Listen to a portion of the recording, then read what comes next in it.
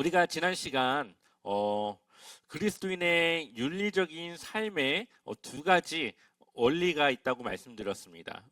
무슨 일을 하든 하나님의 영광을 위해서 해야 되고, 또 우리가 이웃의 유익을 위해, 이웃 사랑을 위해 우리가 그리스도인의 윤리적인 삶을 살아가야 된다라고 말씀드렸습니다. 왜냐하면 그것이 결국은 한 사람의 영혼 구원으로 연결될 수 있기 때문이죠. 그래서 바울의 복음을 전할 때에도 유대인에게는 율법을 지키는 자들에게는 율법을 따라, 또 율법이 없는 자들에게는 율법이 없는 자들 같이 그렇게 그들에게 맞춰서 복음을 전하며 했던 것을 볼 수가 있습니다. 오늘은 그리스도인의 가정 생활에 대해서 함께 이야기를 나눠보려고 합니다. 많은 이야기를 나눌 수는 없을 것 같고, 그냥 성경에서는 그리스도인들의 가정을 어떻게 이야기하고 있는지를 잠깐 우리 나누도록 할게요. 원래는 경제 생활까지 같이 하려고 했는데 하다 보니까 내용이 두 가지를 다 할 수는 없을 것 같더라고요. 그러면은 정말 그냥 훅 지나가 버릴 수밖에 없을 것 같아서 오늘은 그리스도인의 가정 생활이 어떠해야 되는지 함께 이 시간 나눠보도록 하겠습니다. 이게 가족을 할 때 가짜입니다. 정설은 아니지만 이 가짜를 가지고 이 결혼 생활에 대한 이야기를 합니다. 위에 이렇게 모자처럼 써져 있는 것을 갑머리 가라고 이야기를 합니다. 원래는 집면인데 그냥 흔히 지금까지 갑머리 가라고 이야기를 하기도 해요. 그리고 밑에 있는 게 돼지십니다. 그래서 이 가족이라는 가짜의 한자를 보게 되면은 밑에 돼지가 있고 돼지 위에 갓이 있는 그런 모습이에요. 그러니까는 돼지가 갓을 쓴 것과 같은 그것을 의미하고 있는 거죠. 돼지가 갓을 쓰는 동물은 아니지만 갓을 쓰고 있으면 어떨까요? 뭔가 낯설고 어울리지 않고 불편하고 갓을 벗고 싶겠죠. 이 가족을 구성한다고 하는 것은 흔히 그러한 것과 같다라고 이야기를 합니다. 서로 다른 사람이 만나서 함께 지내야 되는데 돼지가 갓을 쓴 것처럼 뭔가 불편하고 뭔가 낯설기도 하고 뭔가 이 갓을 벗어버리고 싶지만 벗겨지지 않는, 그러나 그것을 쓰고 있으면 또 익숙해지면서 그것에 맞는 그러한 모습이 되듯이 가정을 이룬다라고 하는 것은 서로 그러한 맞지 않는 사람들의 그런 모임을 통해 그러한 가족을 이룬다라고 하는 그러한 의미로서 이 가짜를 해석하기도 해요. 물론 정설은 아니지만 많은 사람들이 그렇게 이 가족이라고 하는 가짜를 그렇게 이야기를 합니다.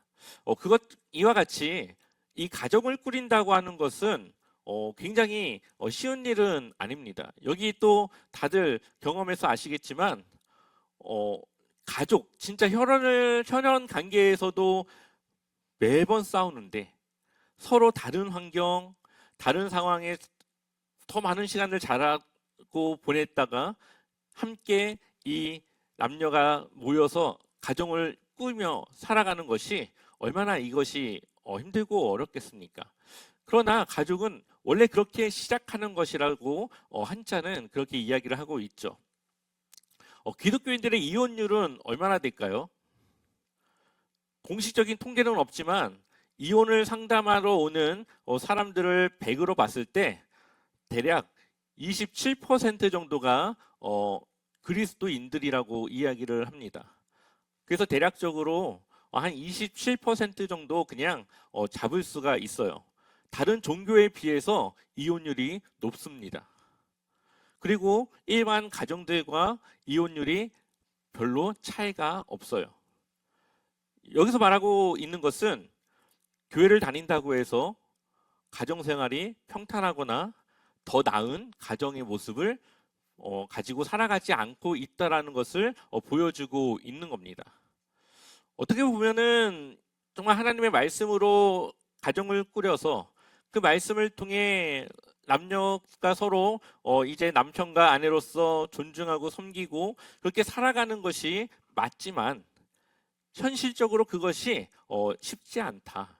하나님의 말씀을 알고 있지만 그것을 따라 이 가정을 꾸리는 것도 어렵다라는 것을 우리에게 말하고 있죠. 또한 그리스도인들의 가정이 어떠한 면에서는 세상과 구별되지 못하고 있다는 말도 됩니다. 그만큼 이러한 이혼율은 점점 높아지고 있고요.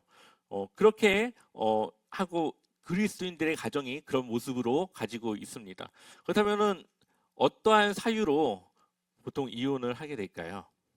한번 말씀해 보시겠습니까? 뭐가 있을까요? 5가지. 맞습니다. 첫 번째가 성격 차이인데, 네. 이게 그게 되지가 않겠네요. 순서대로 네. 이렇게 5가지의 문제가 크게 있습니다. 첫 번째가 성격 차이, 그리고 두 번째가 경제적인 문제, 세 번째가 외도와 불륜, 네 번째가 가정폭력 및 학대, 그리고 5번째가 가족 간의 갈등, 시댁이나 처가라던가 아니면은 부부 간의 그 양육 방식에 따라서 그러한 갈등으로 그러한 이혼 사유를 갖게 됩니다. 그러나 여러 가지 이유가 있지만 결국은 우리는 2가지로 정리할 수 있을 것 같습니다. 사랑을 잃어버렸고 관계가 깨졌다는 거죠. 결혼하기 전에는 참았던 것을 결혼한 이후에는 참지 못하기도 하고, 결혼하기 전에는 상대방에게 무조건 맞았던 그 사랑이 결혼한 이후에는 없어져 버리는, 서로 관계가 깨어지고 신뢰를 잃어버린 결과 결국 이러한 갈등의 이 이유들을 극복하지 못하고 깨어지게 되는 것이죠. 이러한 모습에 현 시대의 많은 가정들이 깨어지고 있습니다. 또한 이 시대의 가정의 모습은 예전과 조금 달라요. 여기 보면은 세 쌍의 커플들이 있죠. 어떤 커플들일 것 같습니까? 그쵸. 요즘은 동성 부부의 숫자가 늘어나고 있습니다. 또한 점점 시간이 갈수록 이 동성 간의 결혼을 합법화하는 나라들이 늘어나고 있어요. 그것은 성경의 원리와 맞지 않습니다. 하나님이 사람을 만들 때 남자와 여자를 만들었고 그 2사람을 통해 가정을 이루어서 살아가도록 창조하셨죠. 그러나 결국 하나님과의 관계가 깨어졌고 죄가 들어온 인간의 삶은 하나님의 창조 질서를 벗어나 살아가게 되면서 동성 간의 그러한 결혼이 생겨나기 시작합니다. 여기 보면은 이 나라들이 다 지금 동성 간의 이 결혼을 합법화한 나라들이에요. 잘 멀어서 보이지 않겠지만 대부분의 나라들이 유럽 쪽에 치우쳐져 있습니다. 이 아시아 쪽과 중동 쪽은 이슬람 종교, 그리고 약간 유교, 약간 그러한 종교들이 있다 보니까 동성 간의 결혼은 조금 엄격하게 보수적으로 생각하는 반면에 유럽이라던가 그 외에 남미 또 아프리카 이런 쪽은 이 동성 간의 결혼을 조금 확장해서 그것까지도 인정하는 나라들이 여기 있습니다. 그래서 2024년 최근 자료가 이거밖에 없더라고요. 그래서 그리스까지 조금씩 합법화하고 있는 그런 실정에 있어요. 이렇다라고 하는 것은 결국 우리나라도 어떻게 보면 시간 문제라고도 볼 수가 있죠. 그러한 모습으로 세상은 바꿔 나가고 있습니다. 결국 이것을 우리가 영적으로 보면은 마귀의 계략이고, 마귀는 하나님의 창조 질서를 벗어나 살아가게끔 하는 그러한 일들 중에 하나라고도 볼 수가 있는 것이죠. 그러한 면에서 우리는 하나님은 우리에게 주신 창조 질서를 따라 가정을 이루고 그 가정을 어떻게 하나님의 원하시는 가정으로 세워나갈 수 있을까를 고민하고 그것에 우리가 어떻게든 살아가려고 하는 그러한 모습들이 있어야 됩니다. 그래서 오늘 이 시간은 성경에서는 그런 우리에게 원하는, 우리에게 요구하는 그러한 모습이 무엇인가를 잠깐 나누도록 하겠습니다. 성경이 말하는 남편과 아내의 관계, 어, 한번 우리 같이 읽어보겠습니다. 에베소서 5장 22절 함께 읽겠습니다. 아내들이여 자기 남편에게 복종하기를. 예, 아내들에게 먼저 말하고 있죠. 남편에게 복종하기를 주께 하듯 하라. 그리고 남편들에게도 이야기합니다. 같이 읽어보겠습니다. 남편들아 아내 사랑하기를 그리스도께서 교회를 사랑하시고 그 교회를 위하여 자신을 주신 같이 하라. 아멘. 어, 아내에게는 복종을, 남편에게는 사랑을 이야기하고 있어요. 항상 이 설교, 이 본문의 말씀만 전하면 늘 남녀 간의 갈등이 꼭 생겨요. 왜 아내는 복종해야 되고 남편은 사랑하기만 하면 되느냐? 이렇게 이해를 하고 있죠. 그러면서 하나님은 남자만 좋아하고 여자를 차별한다라고 말하는 사람들도 있습니다. 그러나 성경을 보면 하나님은 남자와 여자를 차별하지 않고요. 오히려 예수님은 남성주의의 시대에 여성에 대해서 편견 없이 대했던 것을 보게 됩니다. 이것은 가정의 질서를 지키기 위한 역할이라고도 볼 수가 있어요. 지금은 조금 그런 모습이 달라지고 있지만 이 바울이 이것을 쓸 때 당시에 그 시대는 약간은 남성 중심의 그러한 시대였겠죠. 그리고 그러한 사고 안에서, 그러한 질서 안에서 가정을 조금 평화롭게 운영해 나가기 위해서는 남자는 그 가정의 가장으로서 리더의 역할을 하는 거고, 아내는 그 남편을 따라가는 팔로우 같은 그러한 역할을 하는 거예요. 그렇다고 해서 무조건 복종하냐? 그게 아니겠죠. 의견을 함께 주고받고 하면서 그러한 주도적인 역할은 남편이 하지만 그 아내는 또 그 일에 함께 동참하며 함께 섬기는 그러한 역할로 나아간다고 볼 수가 있습니다. 물론 리더라는 말이 조금 더 우위에 있다라고 볼 수가 있겠지만 그런 의미에서 말하고 있는 것은 아니라는 것을 이야기할 수 있습니다. 왜냐하면 누군가는 가정을 이끌어야 되는데 그 대상이 이때 당시에는 주로 남성이었고, 지금도 대부분의 남성들이 하고 있지만 또 반대로 그렇지 않은 가정들도 있어요. 그것은 그 가정의 역량이라든가 상황에 따라 다를 수는 있을 것 같습니다. 대신 그 한 사람의 리더를 함께 도와 가정을 이끌어가는 그러한 질서를 지켜야 된다는 것을 말하고 있어요. 왜냐하면 하나님의 그 삼위일체의 그 사역을 보게 되면은 그렇게 사역하고 있기 때문이죠. 자, 한번 우리 성부, 성자, 성령 한번 읽어볼게요. 시작. 성부, 성자, 성령은 모두 동등하다. 또한 사역을 할 때에는 어떠한 질서에 따라서 서로 존중하며 역할을 수행한다. 네, 성부, 성자, 성령은 모두 하나님으로 동등한 그러한 위치에 계신 삼위이시죠. 근데 성부는 어떻게 보면 전체적인 것을 계획하고 주도해 나가는 역할을 해요. 성자 예수님은 그 계획을 성취하는 역할을 주로 하고 있습니다. 그리고 성령은 성취된 그 계획을 우리로 하여금 따라 살아갈 수 있도록, 그것을 우리의 삶에 적용해 살아갈 수 있도록 우리를 돕는 역할을 하죠. 큰 그림에서 보면은 하나님께서 뭔가 리더하고 계신 것 같지만 그것을 자세하게 보면 역할을 나눠서 각자 그 역할의 질서에 따라 세 분이 구분되어서 사역하고 있다는 것을 볼 수가 있어요. 마찬가지로 이 가정이라고 하는 것도 질서를 가지고 이러한 역할을 따라 운영되어질 때에 갈등을 최소화할 수 있고 하나님이 주신 그 질서 안에 그 가정을 하나님의 말씀 위에 세워져 나갈 수 있다라는 것을 지금 에베소서는 말하고 있는 거예요. 그래서 남편은 이 아내를 사랑하기를 교회를 사랑하신 것처럼 그리스도께서 자신을 주신 것 같이 사랑하라고 했죠. 이것은 굉장히 큰 헌신을 요구하는 겁니다. 그러니까는 아내의 생명은 나의 생명이라고 생각을 하라는 거예요. 그래서 아내를 지키는 아내를 위해서 생명까지도 아끼지 않아야 되는 그러한 사람은 바로 이 남편이죠.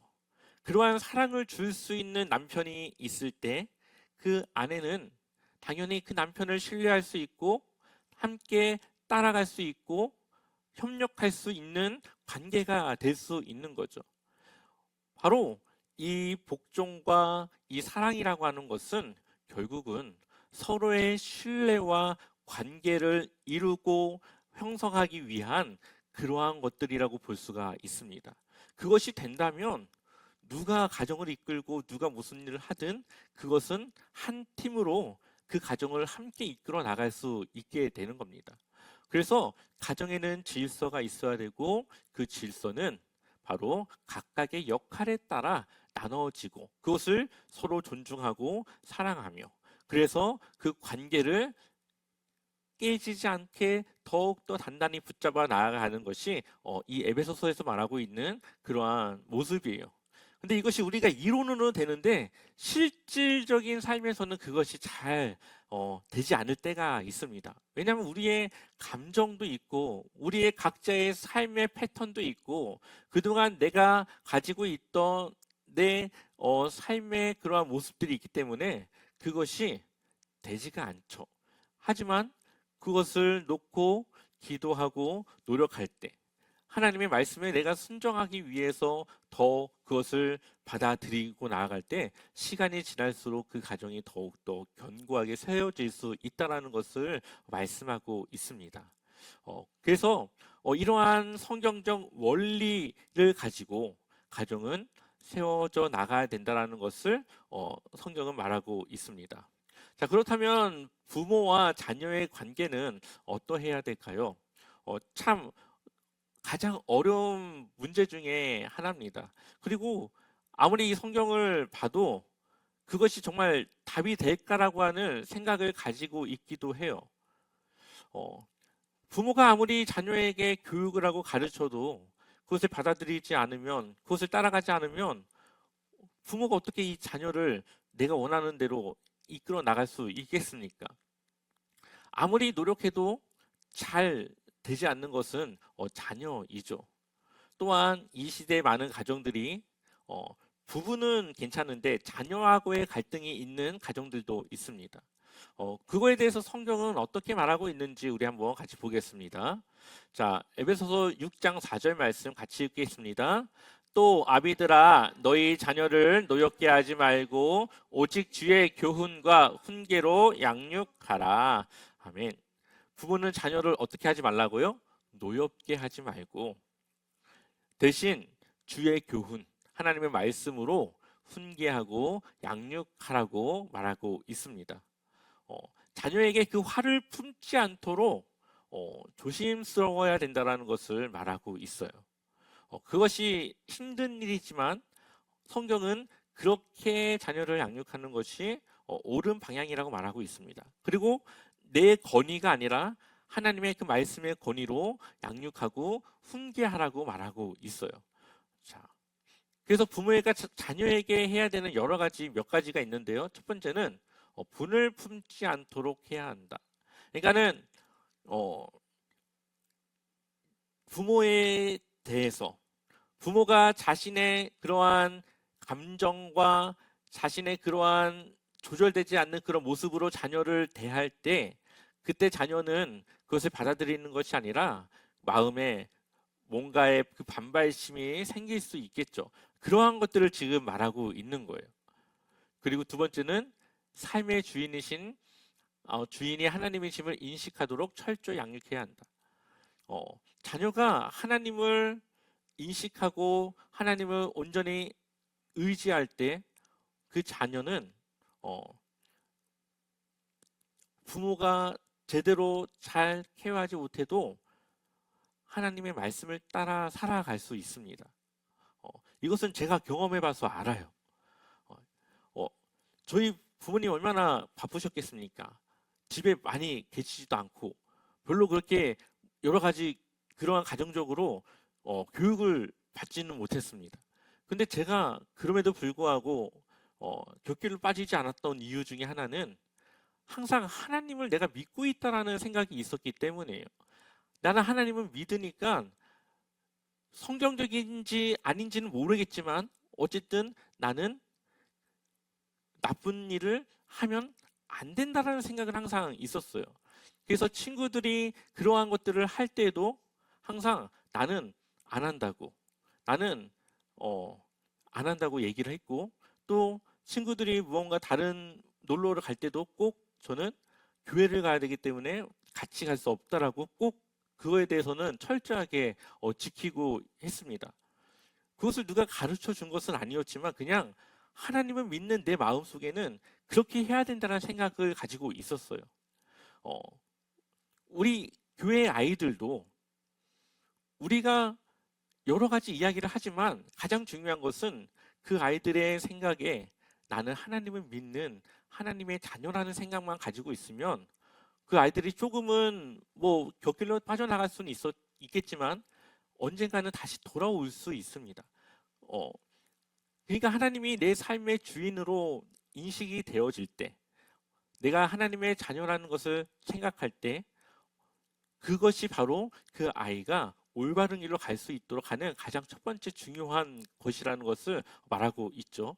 그 세 번째로는 같이 읽어볼까요? 시작. 자녀로부터 대리만족을 얻으려 하지 않아야 한다. 자녀는 나와 구별된 인격체입니다. 근데 많은 부모님들이 나는 잘 못했기 때문에 자녀는 더 잘하길 원하죠. 그래서 막 이것도 하고 저것도 하고 많은 것을 합니다. 근데 나중에 보면은 내가 하지 못했던 것을 자녀가 대신 할 수 있도록 하는, 어떻게 보면 내가 못한 것을 자녀가 이루길 원하는 마음이 많이 있을 때가 있어요. 하지만 자녀는 자녀의 삶이 있고 그 자녀는 자신의 인격을 가지고 자신이 원하는 일을 할 수 있도록 해야 된다는 거죠. 물론 부모의 케어와 지도가 필요하겠지만 내 욕심과 내가 원하는 삶을 자녀에게 강요하거나 해서는 안 된다는 것을 말하고 있습니다. 자녀는 자녀로서의 그 삶을 살아갈 수 있도록 독립하고 자립할 수 있도록 부모는 그것을 도와야 된다는 것을 말하고 있죠. 마지막 네 번째 한번 읽어볼게요. 시작. 부모보다 하나님을 더 사랑하도록 해야 한다. 네. 항상 삶의 우선순위에 하나님이 있어야 된다는 것을 말하고 있어요. 어, 우리의 모든 삶의 주인이신 하나님을 인식하도록 그렇게 자녀를 교육하고 그것을 가르쳤을 때 결국은 이것이 부모에게까지도, 결국은 부모를 섬기는 일까지도 연결이 돼요. 하나님을 사랑하면 그것이 부모에게 갑니다. 그러나 부모를 사랑하면 그것이 하나님에게로 가지는 않아요. 자, 우리 한번 말씀을 좀 보도록 할게요. 자, 에베소서 6장 1절부터 3절까지인데요. 같이 읽어보겠습니다. 자녀들아, 주 안에서 너희 부모에게 순종하라. 이것이 옳으니라. 내 아버지와 어머니를 공경하라. 이것은 약속이 있는 첫 계명이니 이로써 내가 잘되고 땅에서 장수하리라. 아멘. 성경은 10계명의 1계명부터 4계명까지는 하나님을 위한 계명이고 5계명부터 10계명까지는 이 사람과 사람 간의 계명인데 그 첫 번째 나오는 계명이 뭡니까? 내 부모를 공경하라. 성경은 부모를 공경하고 부모를 사랑하고 존중하고 섬기는 것을 가장 우선시해요. 그것을 가장 사람과 사람과의 관계에서 가장 중요하게 생각을 합니다. 이러한 성경의 말씀을 그 자녀가 따라 살아가기 위해서는 먼저 하나님을 인정하고 하나님의 말씀을 받아들일 때 그것이 결국 그렇게 갈 수 있는 거겠죠. 그리고 그것을 했을 때 하나님은 절대 그것을 그냥 잘하고 있구나가 아니라 그 삶의 축복과 연관해서 말씀을 하고 있어요. 지금이야 장수하는 것이 당연한 시대지만 구약 시대에 그들의 삶은 보통 40 정도면 40, 50 정도면은 병에 걸리거나 그러한 여러 가지 이유로 삶을 끝내는 경우들이 많았습니다. 그래서 그들에게 있어서 이 장수라고 하는 것은 아무나 할 수 없는, 정말 하나님께서 이 사람에게 정말 특별한 은혜를 주셔서 살아야만 할 수 있는 것이 장수였어요. 그러니까 그때 당시에는 이 장수라는 것은 그들이 절대 내가 할 수 없는, 하나님만이 할 수 있는 축복과 연관이 되는 일이었습니다. 근데 지금은 그것은 좀 다른 의미로 해석이 될 수 있겠죠. 마찬가지로 이 자녀의 삶이 하나님의 인도하심과 축복 안에 살아가기 위해서는 부모를 공경하지 않고서는 이룰 수 없다. 이것을 반드시 알아야만 한다는 겁니다. 자녀에게 이것을 가르치고 이것을 전할 때, 이것이 부모가 야, 너 내 부모인데 해야지, 이것이 아니라 하나님의 말씀을 통해 그 자녀에게 교육할 때 하나님의 권위로서 그것이 들어가면 결국 그 자녀는 그 말씀에 순종하여 하나님도 사랑하지만 그것이 결국 부모에게까지도 함께 이어져 간다는 것을 오늘 성경은 말하고 있습니다. 마지막으로 이 드라마 이야기를 하고 마치려고 합니다. 저번에도 제가 한번 금요기도회 때 얘기를 들었는데요. 한번 여러분들 기회가 되실 때 이 드라마를 한번 보시면 좋을 것 같아요. 왜냐하면은 서로의 그 마음과 생각을 조금은 이해할 수 있는 그러한 포인트들이 굉장히 많이 있습니다. 이 드라마를 보면은 이 류승룡이 어린 시절에 상처가 있습니다.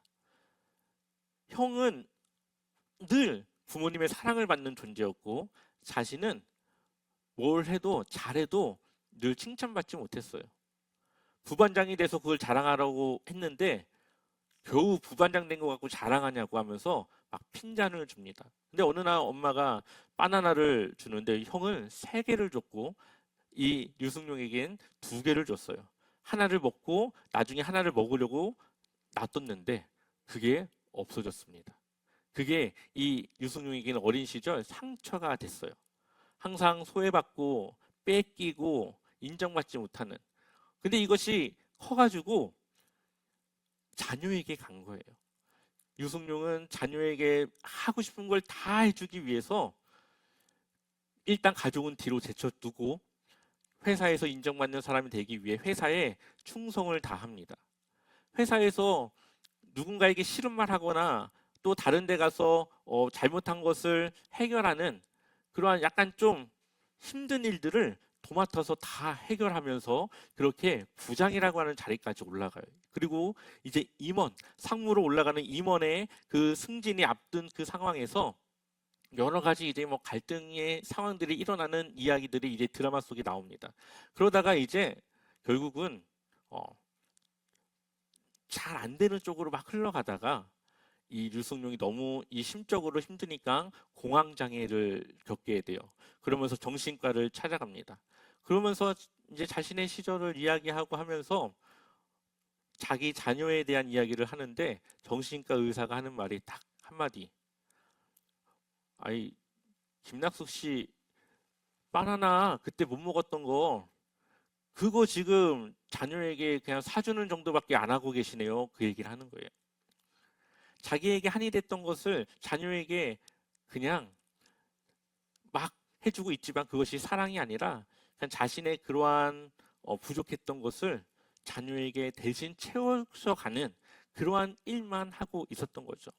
그때야 바나나가 희귀하고 귀했지만 지금은 너무 흔해져 버린 그 바나나를 유승용은 아주 귀한 것이라 생각하고 그것을 막 주면서 자신은 다 잘하고 있다 생각하지만 자녀의 입장에서는 별로 그게 좋지도 않고 안 받아도 되고 별로 그렇게 자기에게 중요하지 않은 것들을 이제 주고 있다라고 생각을 하는 이러한 여러 가지 갈등의 이 심리적인 상태들이 나옵니다.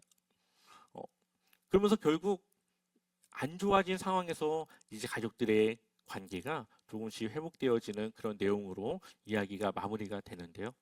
어, 우리의 가정이 혹시나 내 생각으로만 이 가정이 잘 된다라고 생각한다면 그것은 나의 입장일 뿐이라는 거죠. 자녀의 생각과 아내의 마음이 어떤지도 돌아봐야 되는 거죠.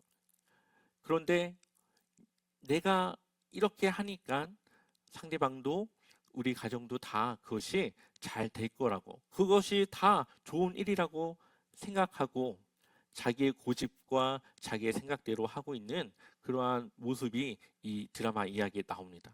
혹시 우리의 모습은 그러지 않은지, 혹시 나는 그렇게 또 행동하지 않았는지, 혹시 자녀에게 사랑이 아니라 그냥 다른 걸로 그것을 대신하려고 하지 않았는지, 저부터가 그것을 한번 좀 생각을 하게 되었습니다. 물론 가정을 세우는 것은 쉬운 일은 아닙니다. 그리고 그리스도인들이 이혼을 하는 것에 대해서 저는 그 사람들 나름대로 그럴 만한 이유가 있다라고 생각은 들어요. 그것이 얼마나 힘들었겠습니까? 그것을 그냥 갑자기 그런 것이 아니라 오랜 시간 고민하고 고민하다가 결국 안 되니까 그러한 결정을 하는 걸 텐데, 그런 그들의 그러한 선택도 존중을 해야 되겠죠. 하지만 더 좋은 것은 그러한 갈등 상황에서 조금 더 그것을 해결할 수 있는 쪽으로 간다면 우리가 좀 더 좋은 가정의 모습을 가지고 나갈 수 있을 것 같습니다. 그래서 오늘은 여기까지 우리의 가정 생활이 어때야 되는지 이야기를 했고요. 물론 좀 이론적인 것이긴 하지만 이러한 성경적